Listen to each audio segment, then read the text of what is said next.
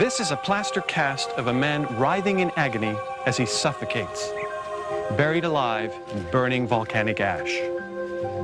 Thousands of people died this way in the Roman city of Pompeii one August day in 79 AD. This entire city was smothered beneath a 12-foot blanket of ash that fell from Mount Vesuvius, still haunting and threatening above the Bay of Naples. Nearby, Herculaneum suffered a different but no less horrible fate. It was buried beneath a sea of volcanic mud. But this tragedy managed to leave its own memorial. Pompeii and Herculaneum stayed buried for more than 1,600 years. And when excavations began, they revealed a picture of everyday life in one of the world's most influential civilizations.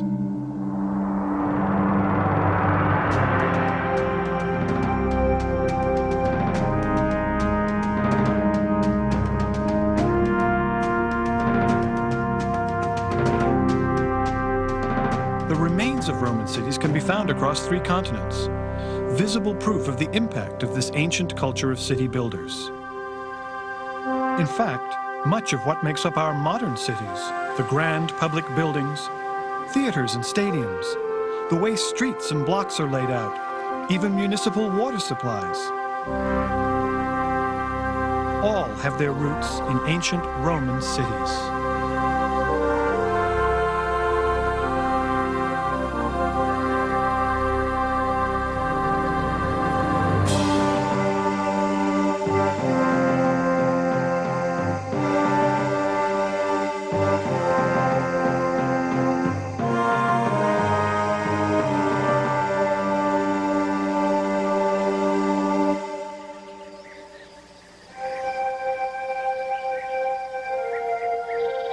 To the Romans, the city was more than a collection of bricks, blocks, and buildings. It was the center of their culture. Legend has it that Rome was founded near where I'm standing by Romulus and Remus, 2 young princes cast out to die by their jealous uncle, but saved and nurtured by a wolf to fulfill their destiny. The guiding spirit of Romulus was never far from the hearts and minds of those who built Rome's cities, which eventually stretched from one end of the Western world to the other. By the time of Jesus, the Romans controlled much of Europe and the Mediterranean. Rome built its empire through alliances, treaties, and military conquests. And until the empire began to collapse around 400 AD, its provinces and territories contributed heavily to the wealth and status of the city of Rome.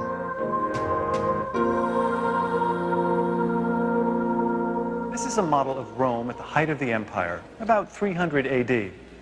It gives us a good idea of the size and complexity of this fabled city. And like most modern cities, ancient Rome was noisy, congested, and expensive. It boasted a population of over 1 million, far larger than any other city in the world. It was the place to live, a symbol that all Romans held culturally and spiritually dear. And wherever they settled, they tried to recreate the best aspects of Mother Rome.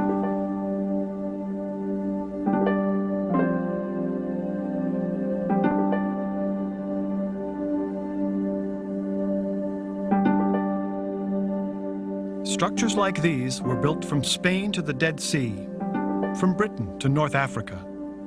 And they were built to last, first in cut blocks of quarried stone, later in brick-faced concrete. Romans came not just to conquer, but to stay. And the cities they built would alter the character of the land and the world of its people forever.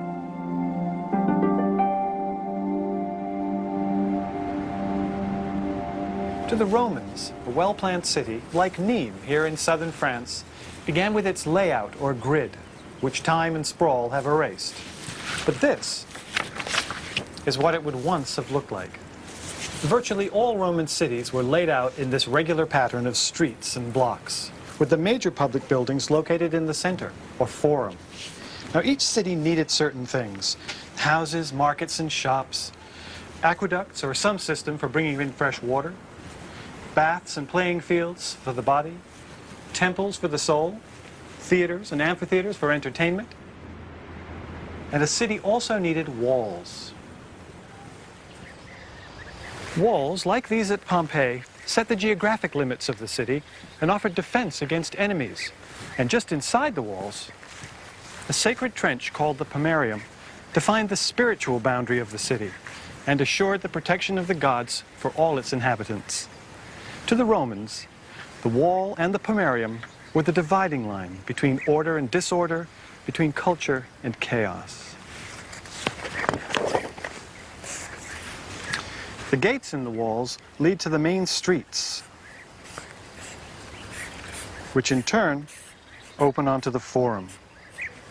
The Forum was the focal point of commerce and local politics.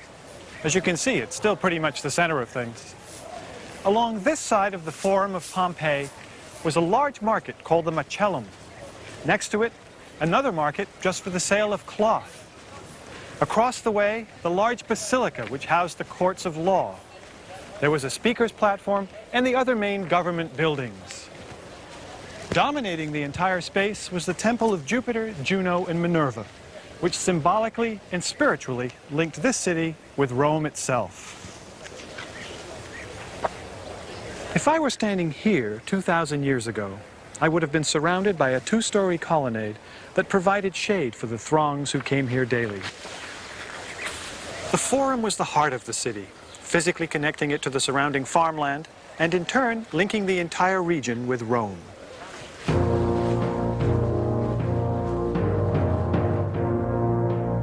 The spread of Roman cities affected all the regions they touched, whether the local inhabitants liked it or not. This was particularly true in France, an area the Romans called Gaul. The Celtic people of Gaul were forcibly subdued in a campaign led by the most famous Roman of them all, Julius Caesar. He was eventually succeeded by his nephew Augustus, who tied Gaul more closely to Rome, especially through new cities built on the sites of Caesar's victories. Our story begins in the year 27 BC. A generation has settled the dust of conflict, but not the bitter memories. And a town we're calling Verbonia is beginning its new life as a city of empire.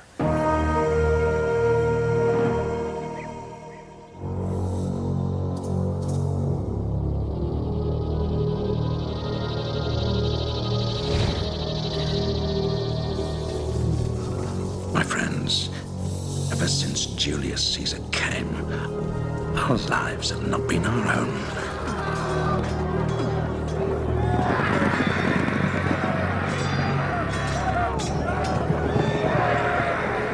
He burned our land,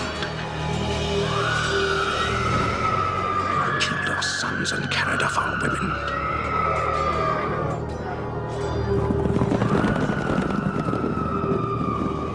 He humiliated our leader, the great Vercingetorix, bringing him in chains back to Rome.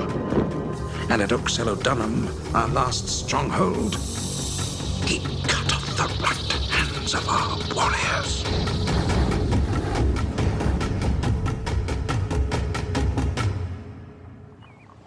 Here they come, Marcus Fabricius.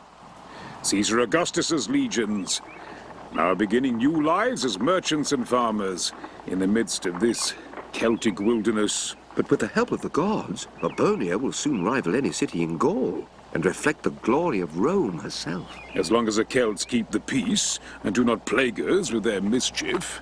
And if they do, they shall feel the might of Rome yet again.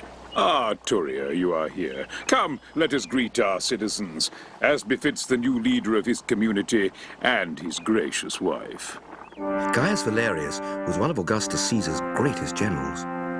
And when the emperor honored him with leading the founding of this new colony in Gaul, the general so honored me, a humble military engineer, with the task of overseeing its construction. I only hope I can prove a worthy architect.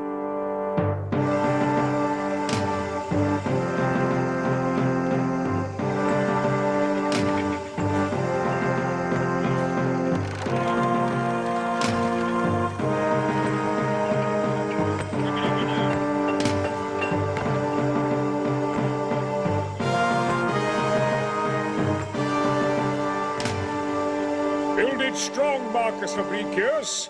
It is our first line of defense if we are ever threatened. Though he's laid down his sword, Gaius Valerius still thinks with the common sense of a general. Careful, you fools! Careful! Careful!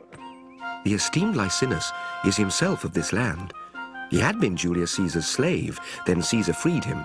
Now, he's procurator of all Gaul, representative of Caesar Augustus himself, and a figure of universal respect. The insufferable low-born slug. I hope you have a better set of plans this time for me to bother coming out in this heat. I trust you'll find these satisfactory. Marcus? My slave, Lorenz, was a gift from Gaius Valerius, demonstrating, I'm sure, his great esteem for me. As in every Roman town, Verbonia will have an orderly arrangement of streets and blocks that will lay out nicely along the river. Here we have the Forum, the Market, the Bathhouse, and the Basilica. And here's the one you specifically asked for, Procurator. A theatre for the entertainment of the populace. And you make certain my statue is prominently displayed? Above the stage? Oh, yes, certainly.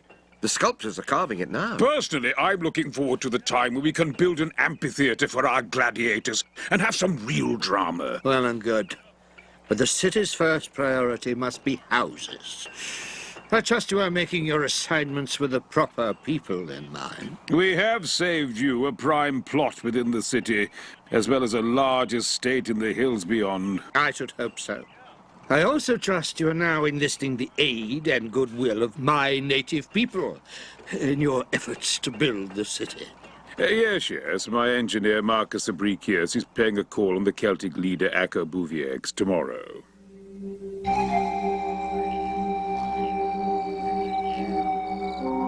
Acco Buviex had a formidable reputation. Wonderful neighbors, these Gauls. Not everyone would think to put skulls in a doorway. They're from my father's time. We haven't done much of that lately.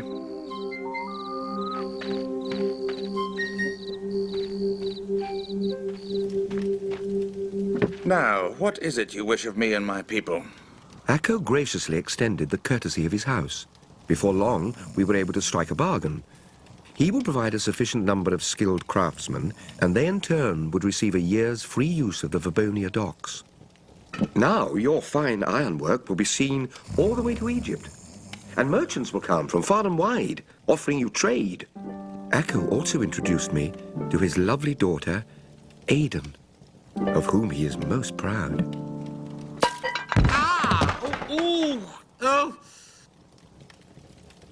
She has a proper and gratifying respect for her father, and if she were only a Roman citizen, she might make a fine wife.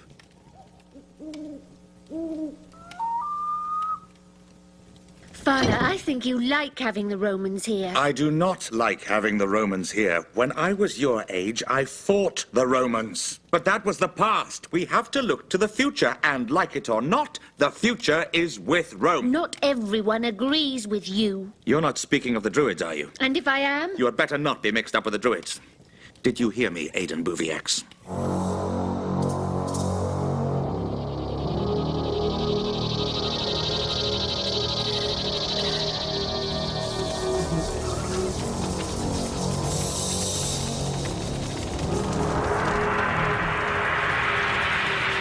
Romans spanned the sacred river.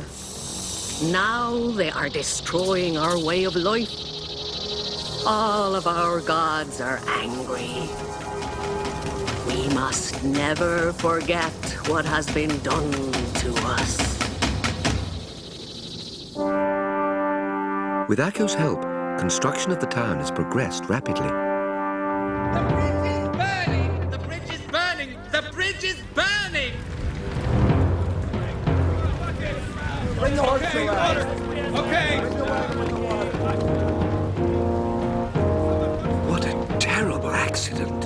Yes. Perhaps it was no accident at all. Perhaps you are mistaken. Let us hope so, for everyone's sake.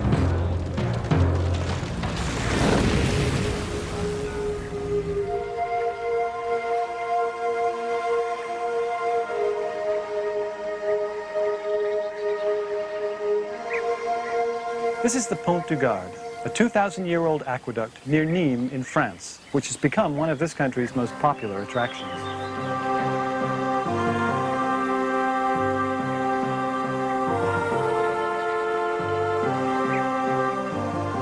A critical priority for any city is a constant supply of fresh water. And the covered trough at the top of the Pont du Gard was once part of a 30-mile-long aqueduct that brought water to Nîmes from high up in the mountains. The key to aqueduct design is gravity. Once the engineers located a source of water in the mountains, they built their aqueduct with a gentle downward slope to ensure that the water would flow along its entire length. The aqueduct rested on a series of arches which were supported above the varying terrain on massive stone piers. But when the aqueduct had to cross a river or a ravine and it became either impossible or impractical to build those stone piers, the engineers instead built larger arches. And if necessary, they built several larger arches, such as we see here at the Pont du Gard.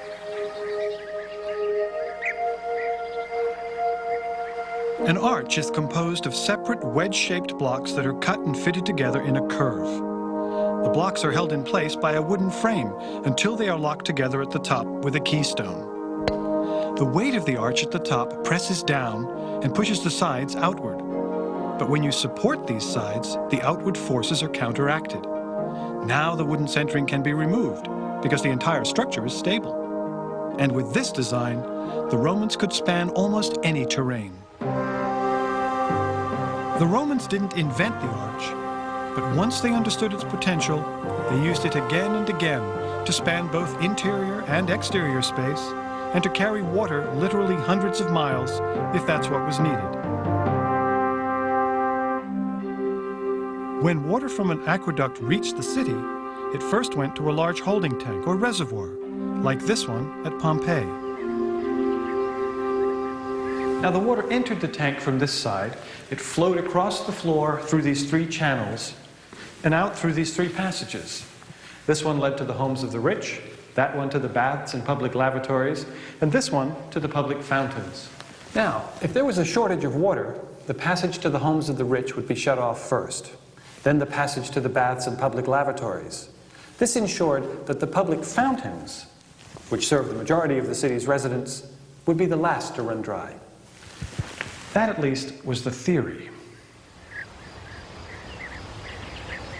Here's one of the many public fountains that line the streets of Pompeii and where most of the city's residents got their water.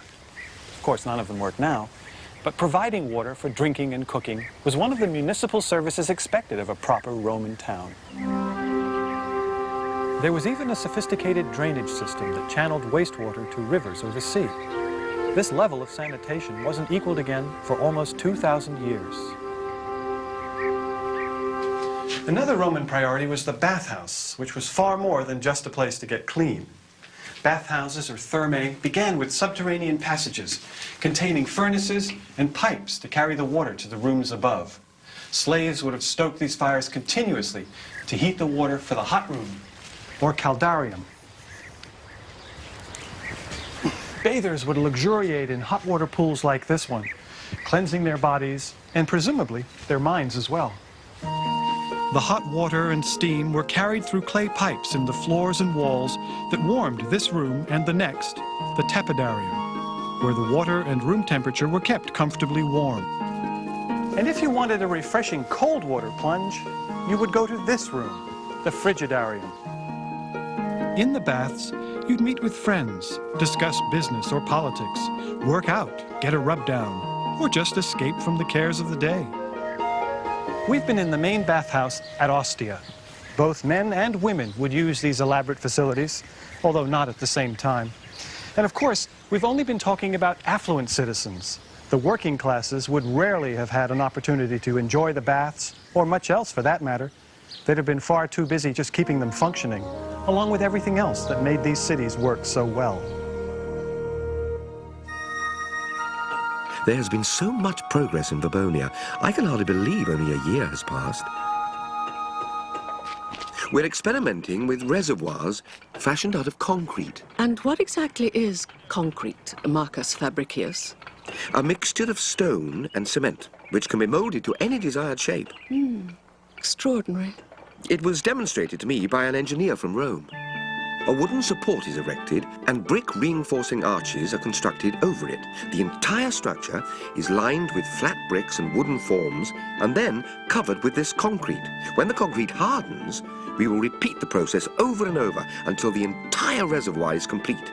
It can be molded to any shape, yet will retain the strength and solidity of stone at a fraction of the weight and cost. What will the Romans come up with next? Many people live in completed houses. And for the first time in my life, I have a house of my own with all its comforts.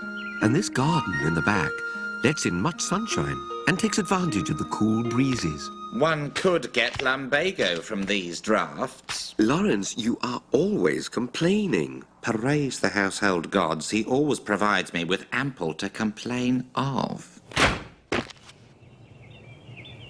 Someday, when I can afford it, I shall have a proper slave.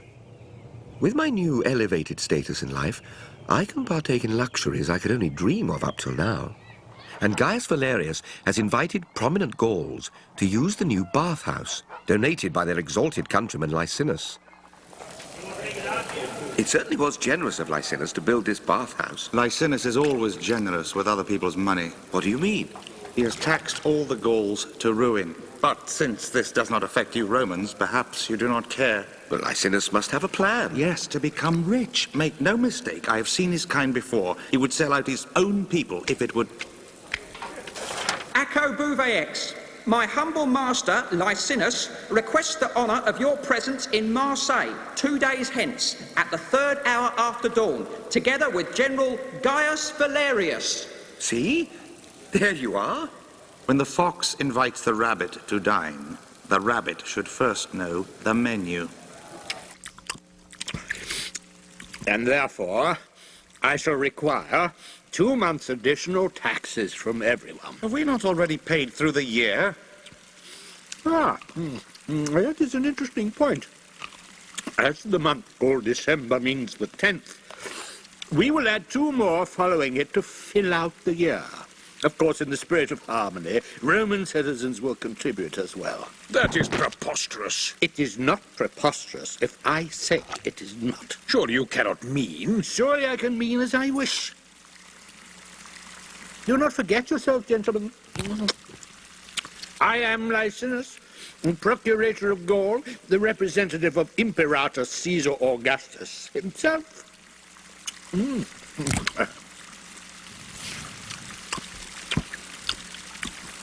I tell you, this new tax will not sit well with my people. Nor with mine, but they will only grumble. You must deal with your countrymen to keep the peace. Though I am a chieftain, I do not command the loyalty of all. Such wanton destruction. That's such a great act of generosity.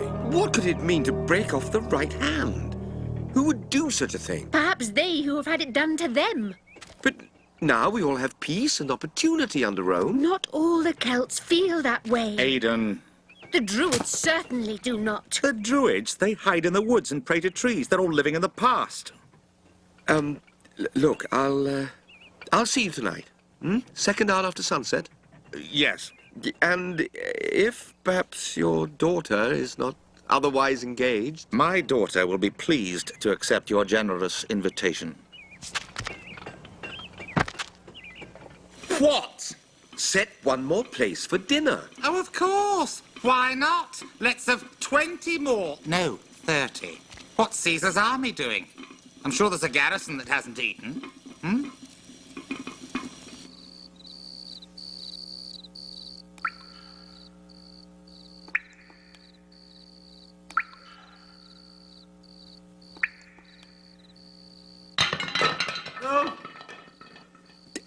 Just one moment. I'll see to the delay.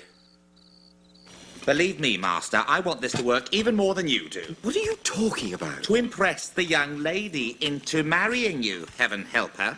Who said anything about marriage? I've seen the way you regard her. I could not marry her. She's not a Roman. You'd best marry someone, or I shall die of exhaustion. And then you'll have to do your own work. You're not overly burdened. I'm a slave. You treat me like a wife.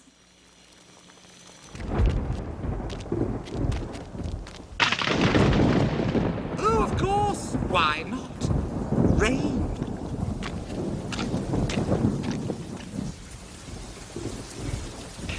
This large house in Pompeii has a 2-story central hall with a roof that is open to the sky so that rainwater can fall into this pool called the impluvium. The water then goes through this hole into an underground tank where it is stored until needed. We're in the home of Paquius Proculus, a local government representative and the owner of several small businesses. Most Roman houses of this size faced inward, away from the street noise. The sleeping rooms and dining rooms were in this, the atrium area of the house. But the most impressive part is out here.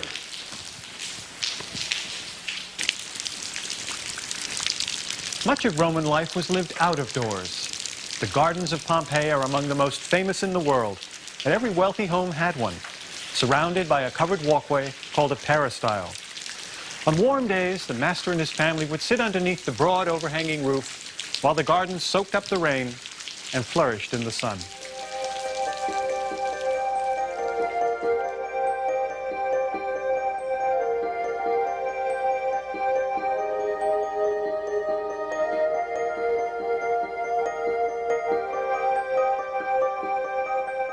If you were well-to-do and lived in a prosperous city like Pompeii, that was about as good as life could be in the ancient world. In fact, you could even use your house as an extra source of income. Ground floor rooms that faced the street were often used as shops and rented out by the owner.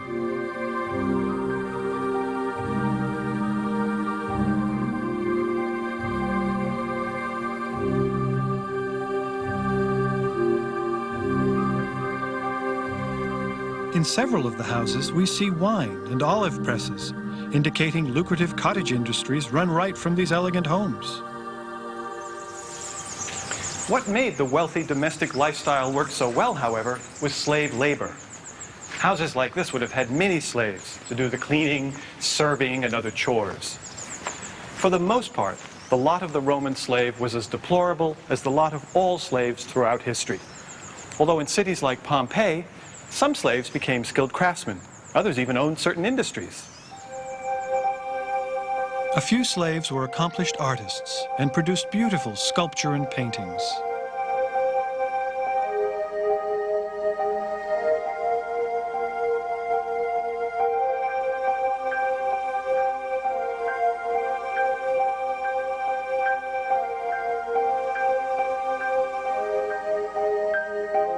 This impressive residence was once owned by the Vettius brothers, who we think had once been slaves. But this kind of upward social mobility was definitely the exception rather than the rule. Not all cities were as dependent on slaves as Pompeii and Herculaneum. Ostia was a working-class town, a major commercial city, and the principal seaport to Rome. Though it's silted up now, the river was once lined with ships laden with cargo. At its height, Ostia boasted many warehouses, like this one.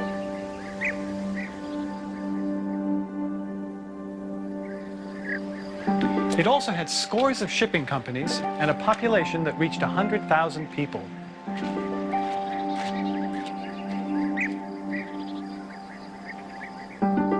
Instead of the lavish townhouses we saw in Pompeii, most people lived in apartment buildings called insulae, which actually translates as islands.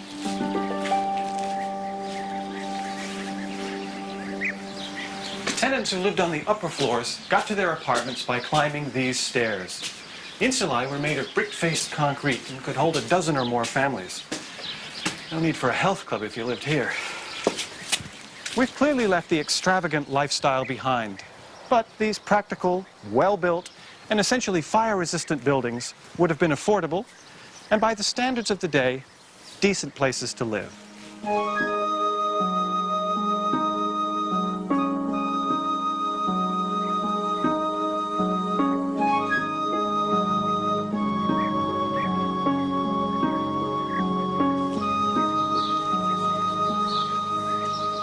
This bar on the ground floor of an apartment block had an excellent view of the street and offered a wide variety of wines for sale. Thank you. And remembering our practical Roman planners, there were public toilets located conveniently throughout the city with separate facilities for both men and women.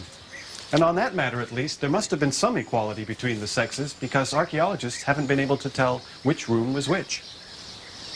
I hope I'm in the right one.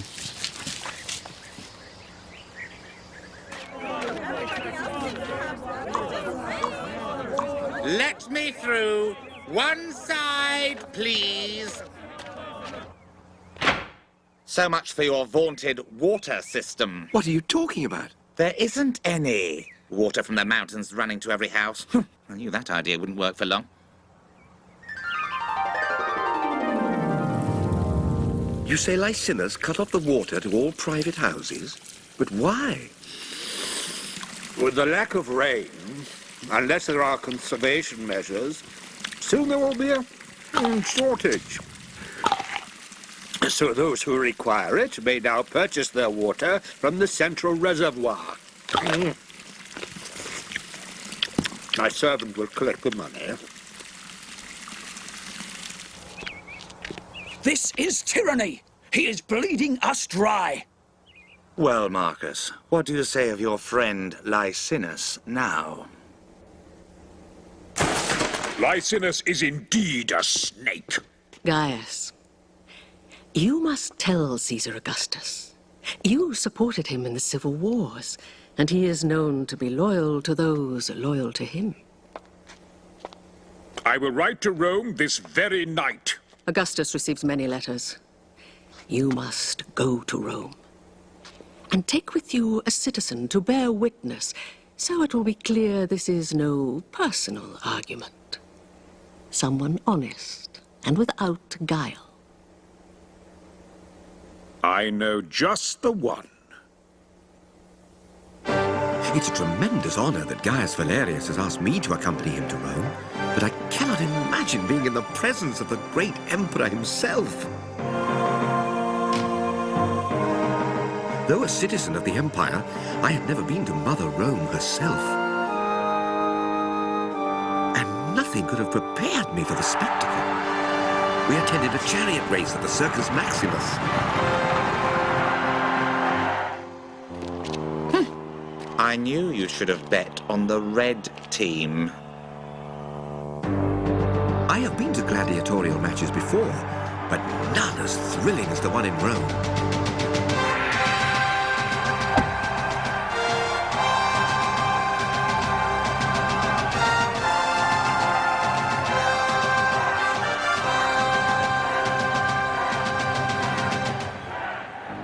I knew you should have bet on the one with the trident.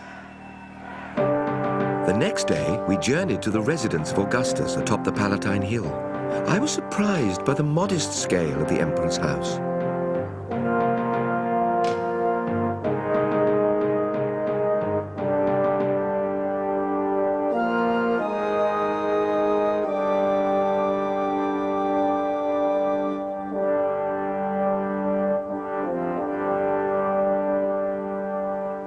Gaius Valerius, my loyal friend, and citizen Marcus Fabricius, you have acted with the public spirit befitting all true Romans.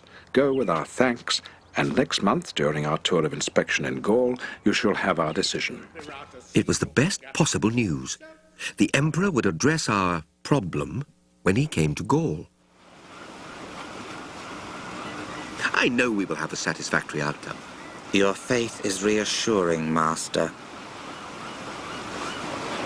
Stories came back to us that Caesar Augustus met with Licinus in Marseille. And what have you to say to these charges, Licinus? There are rumors that monies collected in my name have not reached my treasury. I have gathered this money purposely, great Caesar, to construct a temple on Vabonia's Forum dedicated in your honor.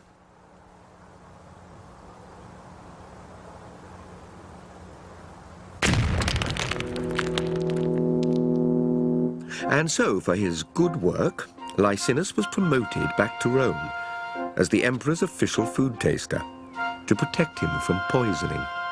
Here, his formidable Epicurean skills can be devoted to the public good. With the taxes removed, now perhaps we can run our lives and businesses in peace.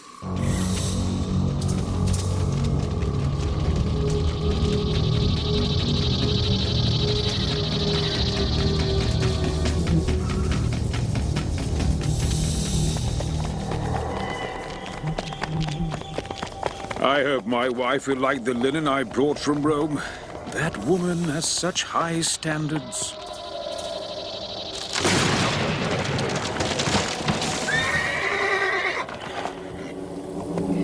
Rain and lightning from a cloudless sky?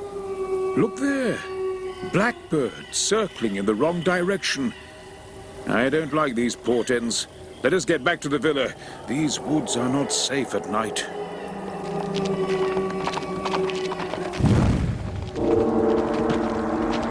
They have insulted our home, our family, and the dignity of Rome. These Celts will soon see they are no match for the power of Rome, not the Druids, nor all of Gaul.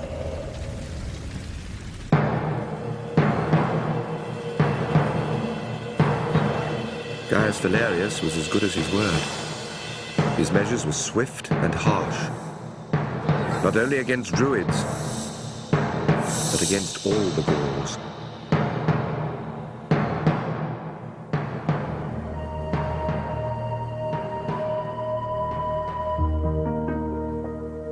Jacobuvius was sent to labor in the quarries, an example to his countrymen. Now I see no hope of bringing our peoples back together.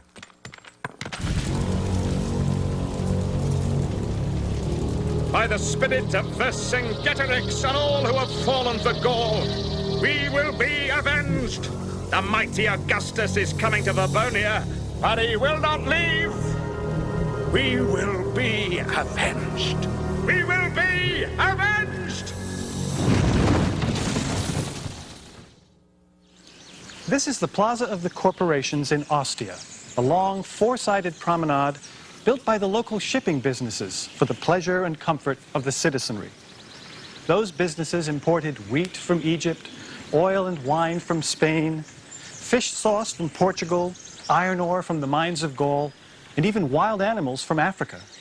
And in the mosaics which cover the pavement, we can see their corporate logos.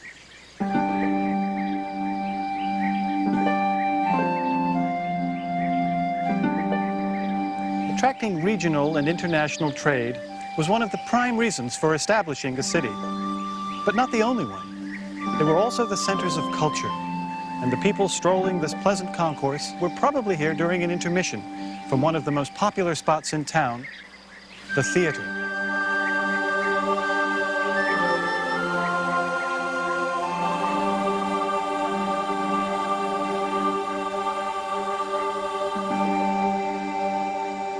Romans loved spectator events, but only cities were large enough to build, support, and fill theaters.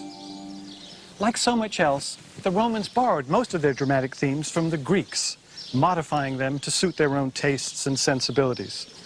They produced comedies, tragedies, musical reviews. They brought in acrobats, jugglers, pantomimes, and orators to lecture on honor, duty, country, and of course, the glory of being Roman.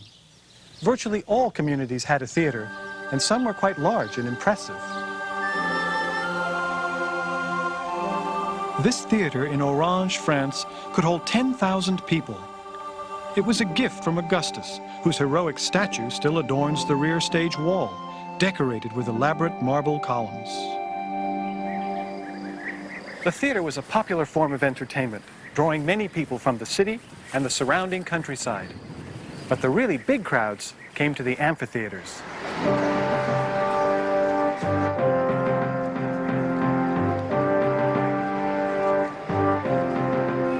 This huge amphitheater is in Nîmes, not far from Orange. It could easily hold the 24,000 spectators who came here to watch the games.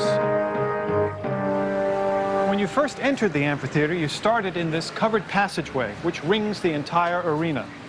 You get to your seats through these barrel-vaulted tunnels. Some go up to the cheap seats, others go down to the box seats, closer to the action. Like a modern stadium, this is the area where you'd find the snack bars and public toilets. This barrel vault above me does two things. First of all, it creates a covered passageway, but second, it acts as an extended arch to support the tremendous weight above. An amphitheater is actually a circle of barrel vaults that narrow as they lead to the arena. These are connected to rings of passageways that allow movement around the entire structure. The system was so efficient that the whole place could be emptied in 15 minutes. Stone seats rested on top of these vaults, and along the back wall was a series of masts which were rigged to hold a massive canopy called a velarium. We can still see the mast holes for the velarium. It was so large that companies of sailors were kept on duty just to hoist it into position. The velarium provided shade for the patrons from the hot Mediterranean sun so they could better enjoy the spectacle. Brilliant architecture and engineering, all in the service of some of the most depraved notions of entertainment the world has ever known.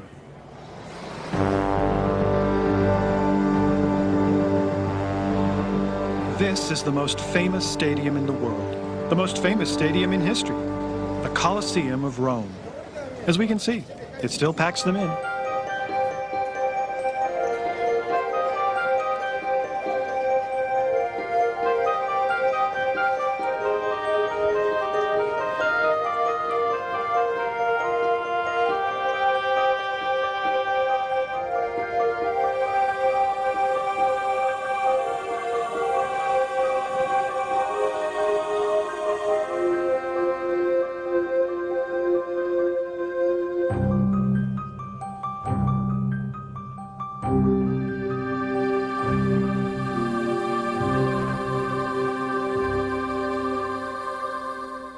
I'm in the basement area below the floor of the arena, where people and animals were kept in elaborate staging areas.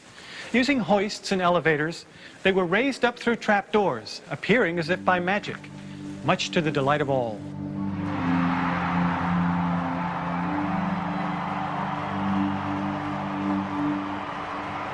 On game days, trained gladiators fought a series of deadly ritualistic duels.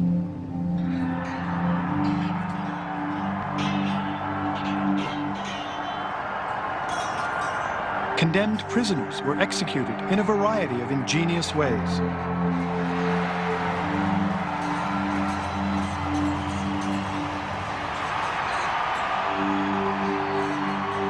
And other unfortunates, such as defeated enemies, were torn apart by savage and exotic beasts.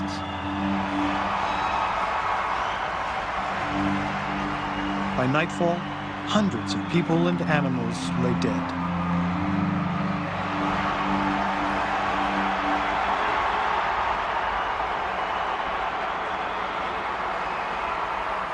Why the Romans possessed such a passionate appetite for public pain and slaughter is not an easy question to answer.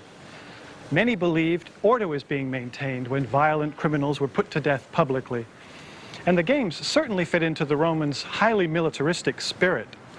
Another possibility is that the ancient Romans saw so much dying around them, they simply raised its inevitability to a symbolic level, perhaps to make it less fearsome. But whatever the reason, the games were enmeshed in custom and ritual and became the most popular event in Roman society. From all reports, the progress of Augustus through Gaul has been most triumphant. But for me, there can be no rejoicing until we are all... The daughter of the Celtic chieftain. You must help him, Marcus Fabricius. But what can I do? You say he is your friend. But I am powerless.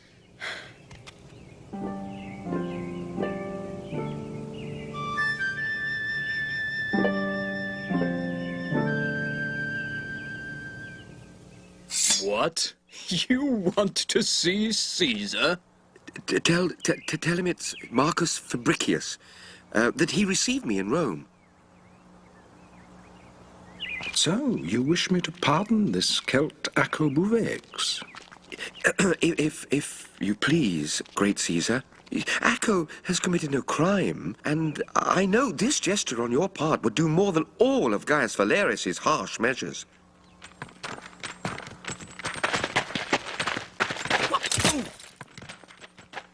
What's this all about? He's to be released. On whose orders? Caesar Augustus himself. Oh, Marcus, you were wonderful. I am in your debt, Marcus Fabricius. We each must do what we can. Yes, we must. And tomorrow, in the Forum, when he makes an offering at the temple, that is when we shall strike.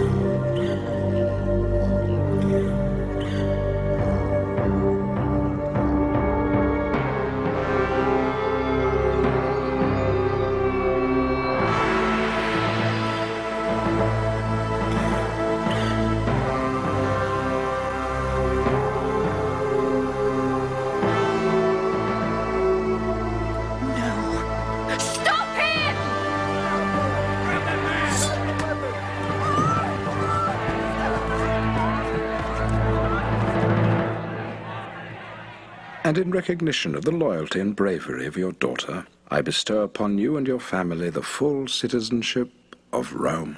From this day hence your name shall be Gaius Julius Acco, and you shall be known as Julia. What's wrong with Aidan? Now that she was a Roman, I was free to ask her to be my wife. Julia, now that you are... And Marcus Fabricius, in recognition of your loyalty and splendid achievement in the building of Verbonia, I hereby appoint you supervising architect for all of our new cities on the Phoenician frontier. Congratulations, Marcus. Good work. Now that he was a Roman citizen, Acco moved from his hilltop to my house in town. In recognition of the great honor accorded me by the emperor, I granted Lawrence his freedom and a modest pension. That'll buy me a villa in the south of Gaul. At least I don't have to go to Phoenicia.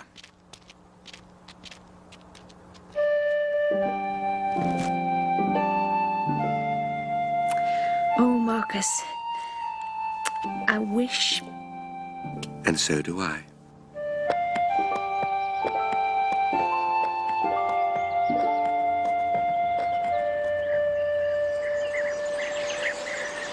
Along Roman roads like this one came the ideas and commerce that brought a facade of cultural unity to the diverse peoples of the ancient world. Eventually, people from conquered territories became senators, governors, and generals, dressing like Romans, thinking like Romans. In an agricultural world, the city was the crucible of thought and change, a role it would continue to play throughout history.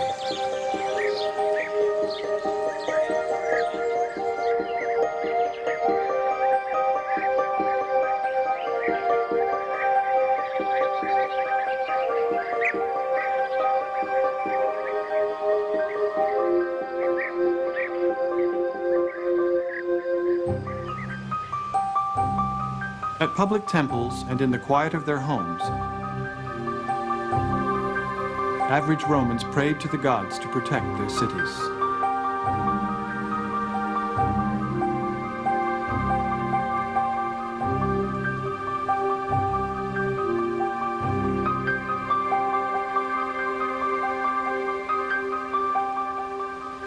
In Pompeii, and here in Herculaneum, we can see some of the touches that show how important it was to the Romans that their cities be livable. No private buildings were so high that they blocked all the light from coming into the street. And people who owned buildings on the main streets built roofs and balconies over the sidewalk for the shade and comfort of pedestrians.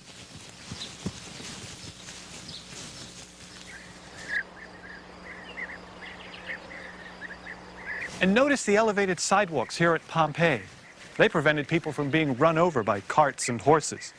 And these stones not only allowed them to cross the street without stepping into anything, they also served as the world's first speed bumps, since carts would have to slow down to get past them. And look at these grooves made by the carts that travel down these roads over the years. But perhaps the most interesting Roman idea about cities was the stated desire to keep them small. From archaeological evidence, it is clear the city fathers had trouble practicing this theory. Almost all Roman cities quickly outgrew their original plans and needed new aqueducts and sewers and other city services. But Roman engineers, those masters of order and control, knew that a city worked best when it was designed for a given number of people. Once that number was reached, the plan was to build a new city, rather than to stretch and strain the surfaces of the old one. Too bad that idea didn't catch on.